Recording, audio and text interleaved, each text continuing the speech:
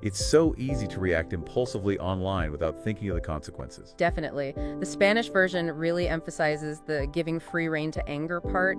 It highlights how unchecked emotions can lead to regrets. We've all had those moments where we wish we could take back something we said. The key is to learn from those experiences and grow. Exactly. It's about self-control. Reminds me of our next verse, Judges 16:20. This one's about Samson, who had incredible strength but didn't realize that the source of his power, the Lord, had departed from him. Interesting. The English reads, "And she said, 'The Philistines be upon thee, Samson.' And he woke out of his sleep and said, 'I will go out as at other times before and shake myself.' And he was not that the Lord was departed from him." Okay. And the Spanish, "Y ella dijo, Sansón, los filisteos sobre ti. Y luego que despertó de sus sueños, se dijo, esta vez saldré como las otras y me escaparé. Pero él no sabía que Jehová ya se había apartado de él." Bit of a wake-up call. It is, isn't it? It warns us about complacency and taking God's presence for granted. Makes me think about where we might be complacent in our own lives, relying on past successes or blessings without nurturing our connection with God. It's a good question to ask ourselves. Are we truly relying on God's strength? All right, let's move on to Monday, February 17th, and Mark 4:41. It's the disciples' reaction when Jesus calmed the storm. Right. And they feared exceedingly, and said one to another, "What manner of man is this, that even the wind and the sea obey him?" Y temieron con gran temor, y se decían el uno al otro, ¿quién es este que aun el viento y el mar le obedecen? In Spanish. Their question, "What manner of man is this?" really stands out. It shows their awe at Jesus' power.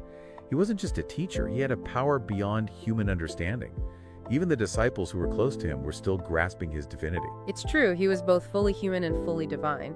It makes me think that we are always in the process of discovering who Jesus truly is. Sometimes we have moments of deep understanding, other times we question and wrestle with faith. That's comforting to hear. It's not about having all the answers, it's about staying open to the mystery and majesty of God. I agree. Faith is a journey. Okay, next is Proverbs 25:28 about self-control. Got it.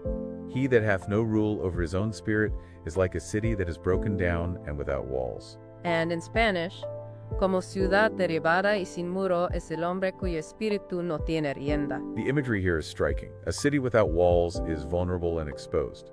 Similarly, a lack of self-control leaves us open to negative influences. We're more likely to make bad choices. I like how the Spanish uses the phrase sin rienda, literally meaning without reins. It's like a horse running wild with no guidance. Powerful image. Makes me think about where I struggle with self-control. Whether it's procrastination or bad habits, it's clear that lack of discipline can be destructive. But we're not alone.